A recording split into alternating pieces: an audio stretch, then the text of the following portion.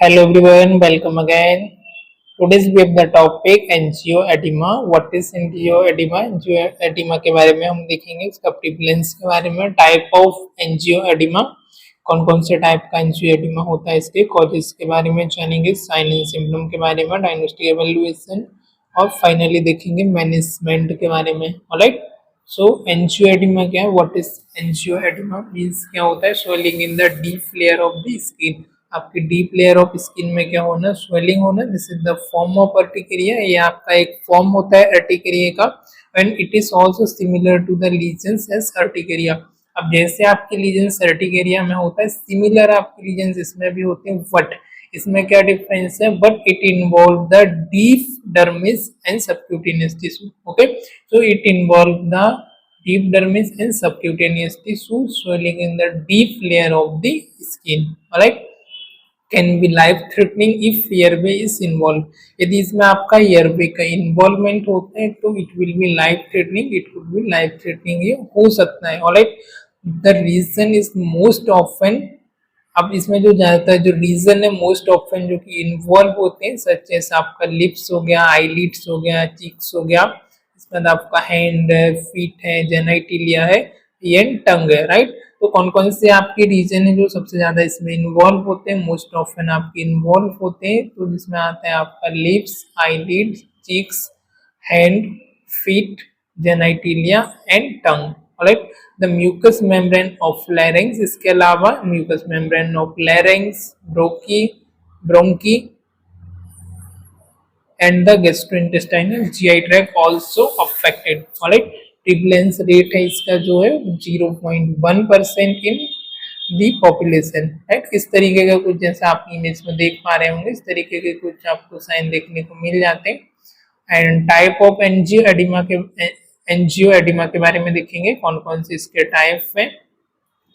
तो here is the histamine allergic reaction. First जो होता है वो हिस्टामिनर्जिक एलर्जिक रिएक्शन, जो कि मास्ट सेल का इसमें एक्टिवेशन होता है. राइट, तो इसके ये किस वजह से, इसमें ये कौन सा टाइप है? हिस्टामिनर्जिक. Right, histaminergic angioedema. इसमें क्या होता है? आपका allergic reaction, mast cells activation. इसमें एलर्जिक रिएक्शन होती है जो कि आपके मास्ट सेल है उनको एक्टिवेट करती है. दूसरा आपका ब्रेडिकाइनिन मीडिएटेड एसी इनहिबिटर, जो कि आपका हेरिडेटरी होता है, और acquired C1 inhibitor deficiencies. Right, ये आपका हेरिडेटरी होता है और ये आपका रिक्वायर होता है इसमें C1 डेफिशिएंसीज. ठीक है, it require the C1 inhibitor deficiencies. Bradykinin mediated AC inhibitor और हेरिडेटरी और एक्वायर भी हो सकता है, not require. Acquired C1 inhibitor deficiency की वजह से. दूसरा इडियोपैथिक, जिसका जो कॉजेस है, इडियोपैथी मतलब इसके कॉजेस है, तो exact cause is the unknown. इसका एग्जैक्ट कॉज अननोन है. फिर भी सम ऑफ द कुछ रीजन हो सकते हैं इसकी वजह से होता है, जिसके बारे में, उस कॉजेस के बारे में हम देखेंगे. तो क्या क्या कॉजेस की वजह से, जैसे कि आपका एलर्जिक रिएक्शन होना. एलर्जिक रिएक्शन आपके फूड से, सेलफिश से, नट्स से, इंसेक्ट स्टिंग वगैरह से, मेडिकेशन से आपको कोई भी एलर्जिक हो रही है, उसकी वजह से आपको हो सकता है. सम ऑफ द मेडिकेशन की वजह से आपको होना, लाइक आपका एसी इनहिबिटर हो गया.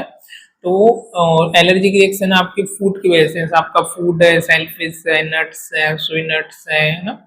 इसके बाद आपका सी फूड वगैरह है, इंसेक्ट जो होते हैं, कीड़े, हमको मक्खियाँ काट लेती है ना, तो उनके जो इंसेक्ट, उनके जो डंक है, वो हमारी स्टिंग है, वो बॉडी के अंदर हमारे लग जाना, उसकी वजह से, सम ऑफ मेडिकेशन की वजह से हो सकता है. इसके अलावा आपका मेडिकेशन मीन्स आपका एसी इनहिबिटर हो गई, जो कि 30 to 50% केसेस को इसकी वजह से होते हैं. इसके अलावा नॉन स्टेरॉइड एंटी इन्फ्लेमेटरी जो ड्रग होती है NSAID, उसकी वजह से भी आपको हो सकते हैं. अगला आपका हेरिडेटरी एंजियोएडिमा. हेरिडेटरी एंजियोएडिमा क्या होता है? This is the genetic deficiency of C1 inhibitor. इसमें जेनेटिकली हेरिडेटरी बाय बर्थ से आपके डेफिशिएंसी होती है. किसकी डेफिशिएंसी होती है? C1 इनहिबिटर की, तो इस वजह से आपको होता है। Second next cause is the acquired angioedema. अब एक्वायर्ड जो एंजियोएडिमा है इसमें टाइप और उसकी कॉजेस के बारे में बताया है। तो फर्स्ट जो बताया है, फर्स्ट कौन सा आपका हेरिडेटरी। हेरिडेटरी किसकी वजह से होता है? जेनेटिक डेफिशिएंसी की वजह से, C1 इनहिबिटर की वजह से।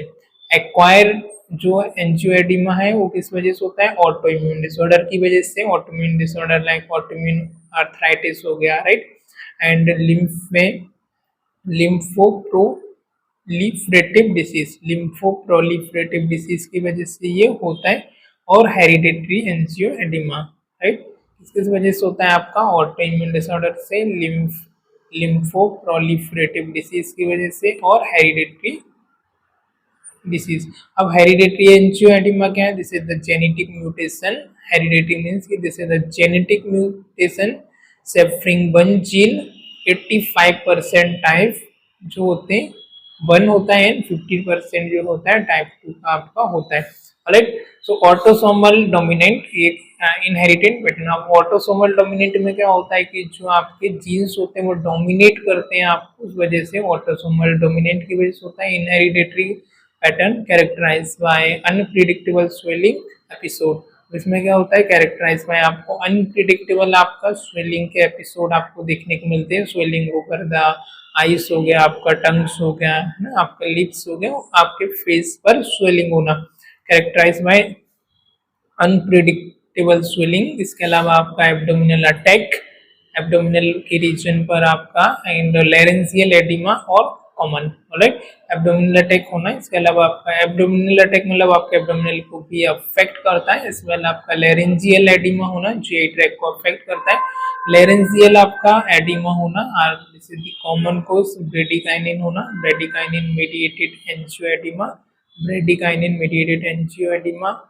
ACE inhibitor, ACE आपका inhibitor increased bradykinin level, and C1 inhibitor deficiency lead to uncontrolled bradykinin production, does not respond to antihistamines और corticosteroid, राइट। अब इसमें एंटीहिस्टामाइन या कॉर्टिकोस्टेरॉइड डज नॉट रिस्पॉन्ड, ये रिस्पॉन्ड नहीं करता है, राइट। ठीक है। अब C1 की जो इनहिबिटरी होती है, इसका इनहिबिट होने की वजह से, इसकी डेफिशिएंसी की वजह से फर्दर किसको लीड करता है? आपका अनकंट्रोल्ड ब्रेडिकाइनिन। बहुत ज्यादा अनकंट्रोल्ड ब्रेडिकाइनिन आपका प्रोडक्शन होता है। जब प्रोडक्शन होता है तो इसकी वजह से आपको ये स्वेलिंग होना, रेडनेस होना, ये आपको दिखाई देता है। AC inhibitor increase bradykinin level. अब एसी का भी इनहिबिटर होता है, इससे भी आपका ब्रेडिकाइनिन का इंक्रीज होता है, ब्रेडिकाइनिन इंक्रीज होता है तो उससे स्वेलिंग होती है, आपको एडिमा कॉज होता है।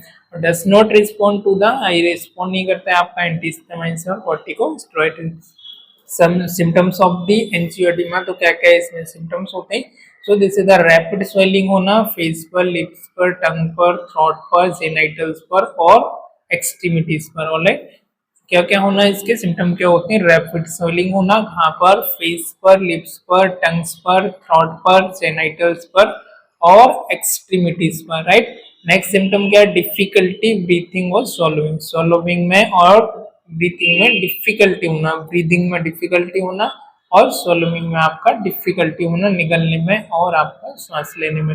एब्डोमिनल पेन होना, पेट में आपके दर्द होना, नोसिया होना, वोमिटिंग होना। This is another symptom.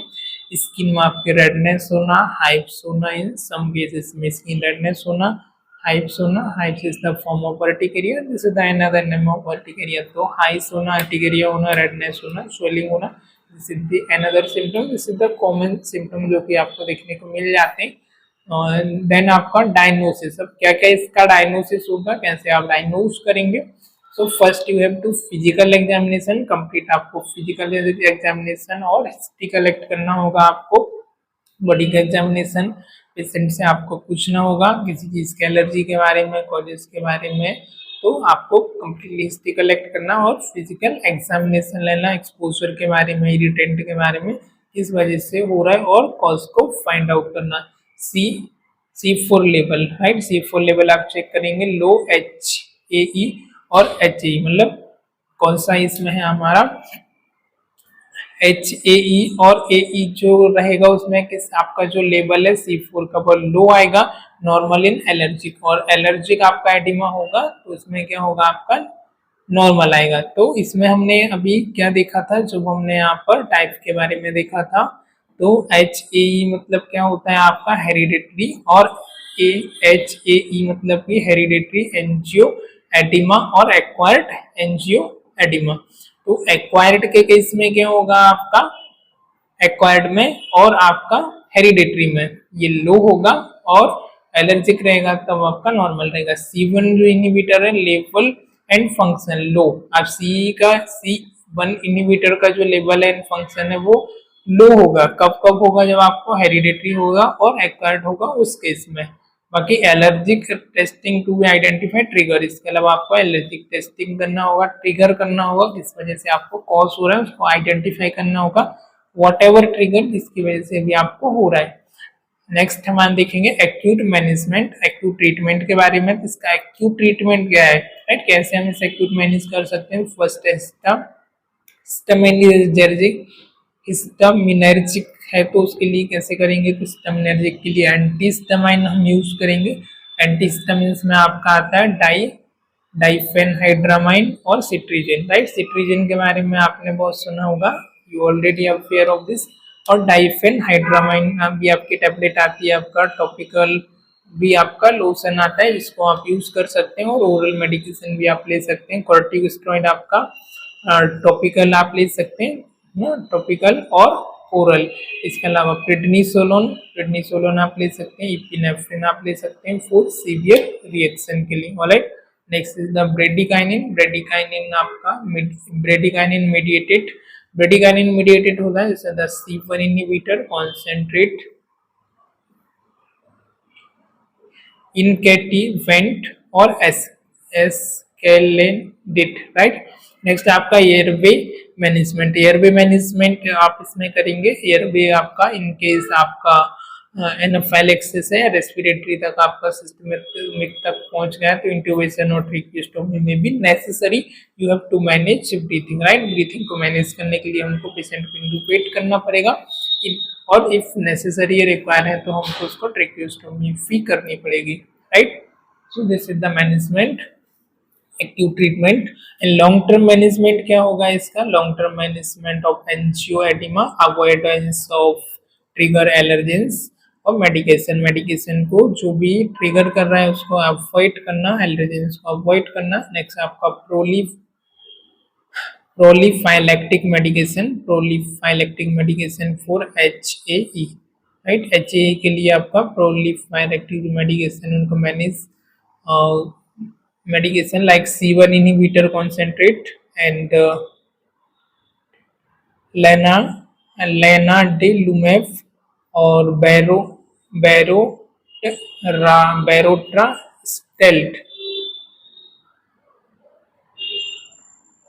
बैरोट्रालस्टेट और लेनाडेलिम्ब। ओके, ये दो मेडिसिन आएंगे जिनका हमको यूज करना है। पेशेंट को एजुकेट करना है, रिकॉग्नाइज अबाउट सिम्टम के बारे में, कैसे सिम्टम को वो रिकॉग्नाइज कर सकता है। इमरजेंसी जो भी मेडिसिन है वो हमको कैरी करके रखना है। इसके अलावा एंजियोएडिमा की टेकअवे हम देखेंगे। Prompt diagnosis and treatment are crucial. इसका prompt diagnosis, proper diagnosis and treatment is the crucial, and differentiate between type of angioedema. Type of angioedema के बारे में डिफरेंशिएट करना, उसके अकॉर्डिंग उसको मैनेज करना, this is also important. Bradykinin medicate require specific therapy. यदि bradykinin medicated है तो उसके लिए आपको स्पेसिफिक थेरेपीज की रिक्वायरमेंट होती है। Educate patient on triggers and management strategies. Alright, it's all about the angioedema. Angioedema के बारे में हमने देखा। एंजियोएडिमा क्या होता है, आपके डीप जो स्किन की लेयर होती है उसमें आपका क्या होना, स्वेलिंग होना आपका डीप आपका, this is chronic not chronic, this is the deep आपकी लेयर में, स्किन की लेयर में आपका क्या होना, स्वेलिंग हो जाना, urticaria. This is the form of urticaria, ये आपका अर्टिकेरिया का ही फॉर्म होता है। सिमिलर लीजन्स होते हैं like urticaria but involve in the deep. इसमें डीप डर्मिस की आपकी सबक्यूटेनियस लेयर आपकी इन्वॉल्व होती है, टिश्यू का आपका इन्वॉल्वमेंट होता है। आपको आई लिप्स पर, आईलिड पर, आपको चीक्स पर, फीट पर, जेनाइटल में और टंग पर आपको देखने को मिल जाते हैं, ओवर एक्सट्रीमिटीज पर भी। राइट, प्रिवलेंस रेट इसमें हमने देखा 0.1% है। टाइप में हमने देखा हिस्टामिनर्जिक एलर्जी की वजह से होता है, ब्रेडिकाइन मेडिएटेड और idiopathic, this is the types. इसके अलावा कॉजेस, अब इसका कॉजेस क्या क्या हो सकता है, एलर्जिक रिएक्शन हो सकता है, मेडिएटेड हो सकता है, इसके अलावा हेरिडेटरी एंजियोएडिमा की वजह से हो सकता है, एक्वायर्ड एंजियोएडिमा की वजह से हो सकता है, और जेनेटिक म्यूटेशन की वजह से, ऑटोसोमल डोमिनेंट की वजह से भी आपको हो सकता है। सिम्टम आपका रेडनेस होना, स्वेलिंग होना स्किन पर, ओवर, ये हमने देख चुके हैं। डायग्नोसिस में आपका C4 C1 level, physical examination, history collection, allergic testing और identify the trigger. Acute management में है हमारा antihistamine, diphenhydramine, cetirizine, corticosteroid, prednisolone, epinephrine if severe cases. Alright, corticosteroid भी इसमें हम यूज कर सकते हैं।